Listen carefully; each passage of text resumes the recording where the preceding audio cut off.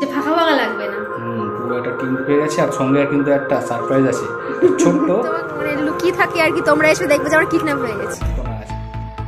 গন্তব্য আমাদের মল্ল রাজাদের রাজধানী বাঁকুড়ার বিষ্ণুপুর শহর। আদি মল্ল ছিলেন এই মল্ল রাজবংশের প্রতিষ্ঠাতা। এই রাজবংশের সূচনা সম্পর্কে একটি কিংবদন্তি প্রচলিত রয়েছে। 695 খ্রিস্টাব্দে উত্তর ভারতের এক রাজপুত্র পুরীর জগন্নাথ মন্দিরে তীর্থ করতে যাচ্ছিলেন। তিনি কতুলপুর থেকে প্রায় 8 কিলোমিটার দূরে লাউ গ্রামের গভীর অরণ্যে তাঁবু ফেলেন। সেখানেই তার সন্তান সম্ভবা স্ত্রীকে এক ব্রাহ্মণের তত্ত্বাবধানে রেখে যান। রাজার স্ত্রী এক পুত্র সন্তানের জন্ম দেন এবং তারা লাউ গ্রামেই থেকে যান। 7 বছর বয়সে ছেলেটি রাখালের কাজ শুরু করে, তবে অল্প বয়স থেকে তার মধ্যে নেতা সুলভ ভাব লক্ষিত হতে দেখা যায়। সে যোদ্ধা হিসেবে প্রশিক্ষিত হয়। মাত্র 15 বছর বয়সে সে অপ্রতিদ্বন্দ্বী মল্লযোদ্ধা হয়ে ওঠে। এই কারণে সে আদি মল্ল বা অদ্বিতীয় মল্লযোদ্ধা নামে পরিচিত হয়। বড় হয়ে আদি মল্ল লাউগ্রাম থেকে 12 কিলোমিটার দূরে অবস্থিত জয়পুরের নিকটস্থ পদমপুরের রাজার কাছ থেকে লাউগ্রাম বা পার্শ্ববর্তী কয়েকটি গ্রামের আধিপত্য অর্জন করে। বিষ্ণুপুরের রাজাদের সঙ্গে ক্ষত্রিয় বংশের যোগাযোগ নিয়ে এরকম একাধিক কাহিনী মল্লভূমে প্রচলিত আছে।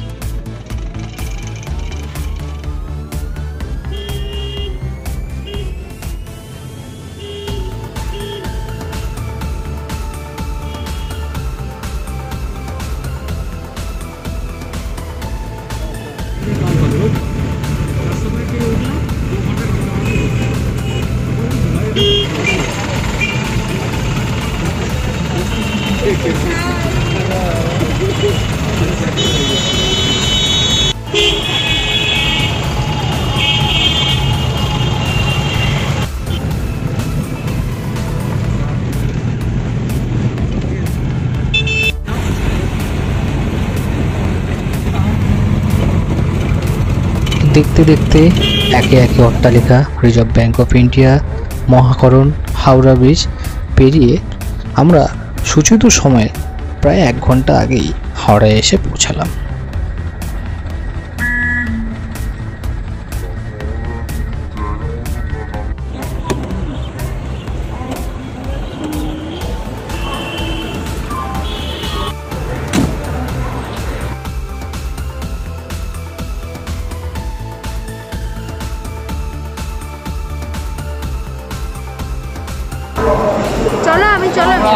হাওড়া তো চলে এসেছি, আবার দেখা হচ্ছে ট্রেনে উঠে।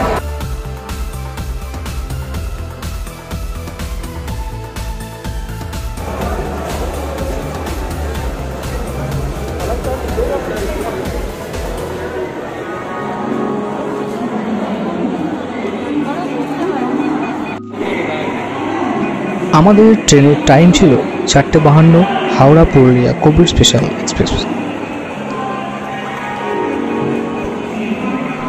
আর আমরা সবাই যতক্ষণে হাওড়াতে পৌঁছালাম ততক্ষণে ট্রেন কিন্তু প্ল্যাটফর্মে দিয়ে দিয়েছে। প্ল্যাটফর্ম নম্বর 18 থেকে সাধারণত দেয়, তা আমরা ব্যাগপত্র লাগেজপত্র নিয়ে 18 নম্বরে রওনা দিলাম। ব্রিজ পার করে 18 নম্বরে যেতে হয়, তাই বেশি লাগেজপত্র থাকলে কিন্তু সাবধানে আসবেন, বেশ অনেকটাই হাঁটতে হবে।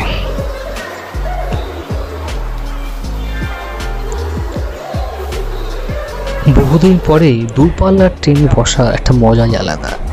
আমাদের শরীরে মনে যেন রোমাঞ্চ, যেন এক নতুন উদ্যমে, এক নতুন পরিকল্পনা, নতুন ভ্রমণ, নতুন কিছু দেখা, নতুন কিছু শেখা। হাওড়া থেকে একদম ঠিক সময়ে আমাদের ট্রেনটা ছেড়ে দিল, একেবারে রাইট টাইম। আর ট্রেনটার গতিও কিন্তু অসাধারণ। মাত্র 3 ঘন্টায় কিন্তু আমরা বিষ্ণুপুর পৌঁছে যাব।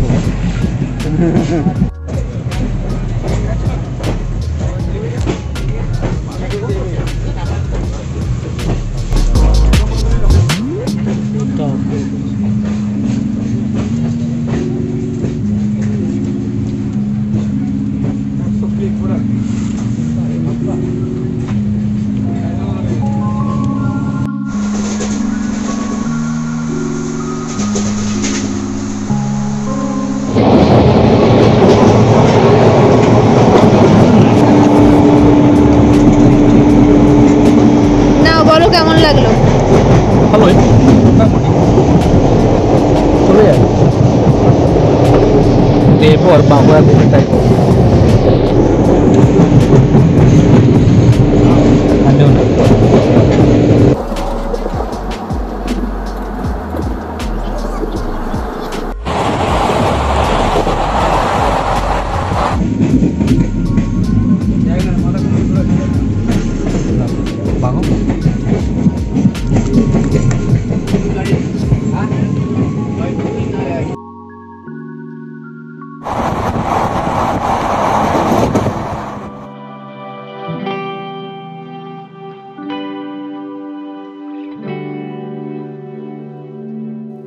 প্রায় 3 ঘন্টা পর পুরুলিয়া এক্সপ্রেসে মজা করতে করতে আমরা বিষ্ণুপুর স্টেশনে কিন্তু পৌঁছাই।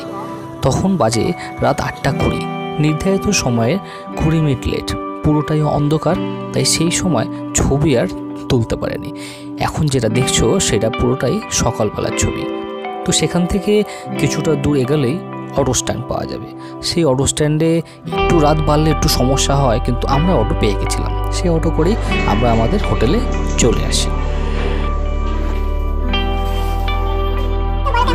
নিউ মুখার্জি লজ, এই হচ্ছে নিউ মুখার্জি লজের অন্দরসজ্জা। এই হচ্ছে আমার গৃহিণী। ওয়াও, যতটা ভেবেছিলাম তার থেকেও সুন্দর, অসাধারণ। আমাদের সব ব্যাগ ট্যাগ সব রাখা আছে। এই মাত্র জাস্ট আমরা লঞ্চ করলাম। এখানে আছে রিসেপশন, ডায়াল করতে পারো যে কোনো খাবার দাবার এখান থেকে একদম লিস্ট দেওয়া আছে। খুব সুন্দর সিস্টেম, খুব সুন্দর। এখানে একটা ফার্নিচার আছে, ভূত বেড়াবে না তো। কম্বল, এটা হচ্ছে করোনা মেশানো কম্বল, এটা আমরা দেবো না, চিন্তা নেই।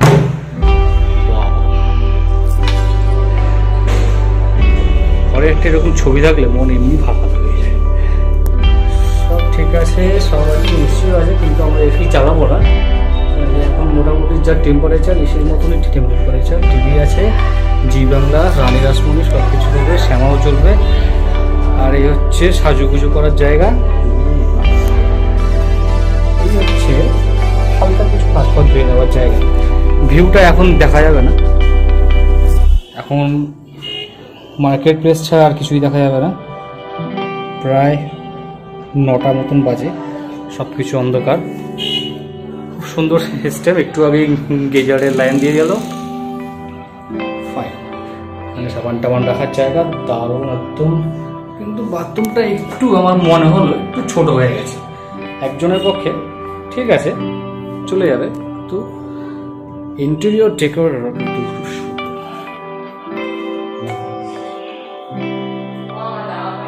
দারুণ। তো চলো আমরা একটু ফ্রেশ ট্রেশ হয়ে নিই।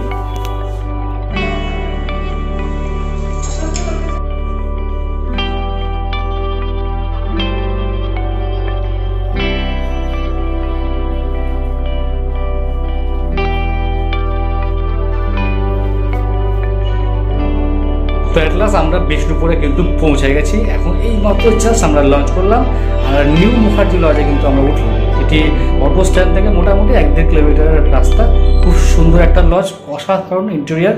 আর আমরা ঢোকার সঙ্গে সঙ্গে আরো কতগুলো টুরিস্ট ঢুকলো, এটাও খুব ভালো লাগছে। পুরো একটা টিম ঢুকেছে, একটা ফাঁকা ফাঁকা লাগবে না, পুরো একটা টিম ঢুকে গেছে। আর সঙ্গে কিন্তু একটা সারপ্রাইজ আছে, ছোট্ট পাক সোনা আছে, যার নাম কিন্তু পোকো। তোমাদের কালকে সকালে তার ভিডিও কিন্তু অবশ্যই দেখাবো। তো চলো আমরা এখন একটু ফ্রেশ হয়ে নিই, দেখি এখানে কি কি খাবার দাবার ব্যবস্থা আছে। যদি না হয় তাহলে আমরা বাইরে গিয়ে খাবার দাবার করে নেবো।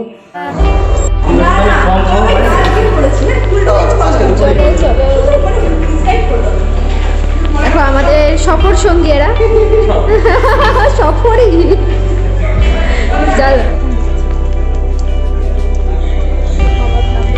তো এই জায়গাটির নাম হচ্ছে পোকাপাত। তো পোকাপাতটা হচ্ছে একটা দিঘি পতন, আর এই দিঘির সামনে আমাদের হোটেল নিউ মুখার্জি। মূলত চক বাজার হোটেলটা। এই আমরা বলছিলাম যে তোমার মানে লুকিয়ে থাকি আর কি, তোমরা এসে দেখবে যে আমরা কিডন্যাপ হয়ে গেছি। হ্যাঁ তাই তো। এই জায়গায় শিব ঠাকুর আছে। অতিভক্তি আবার চোরের লক্ষণ কিন্তু।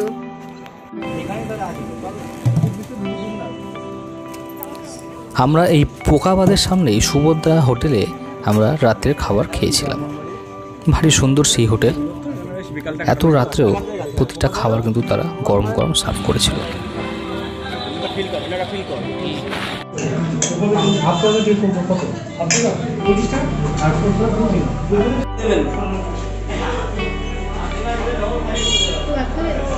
পরে নিচ্ছি।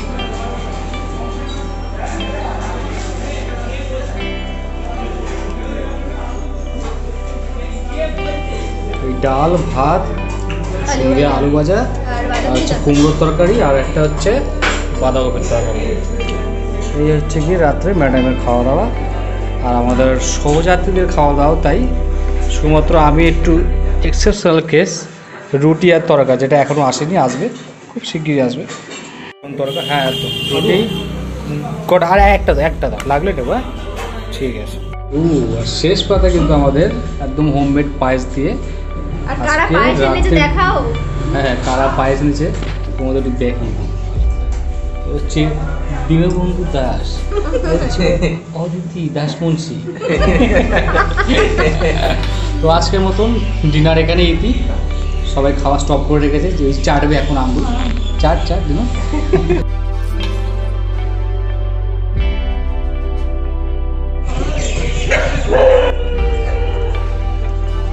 তা ওই সমুদ্রা হোটেল থেকে রাতের খাবার দাবার খেয়ে হঠাৎ বাইরে বেরিয়েই দেখি আজব এক দৃশ্য।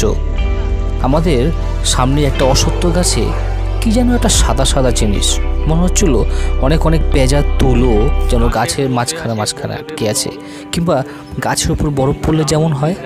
আসলে সেটা ছিল বকেদের শাড়ি।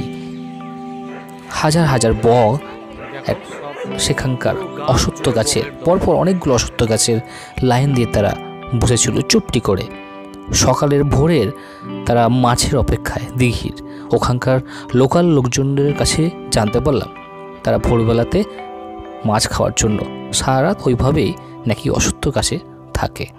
সত্যি ভারী সুন্দর লাগলো সেই দৃশ্যটি। আজকের মতন এখানেই, টাটা।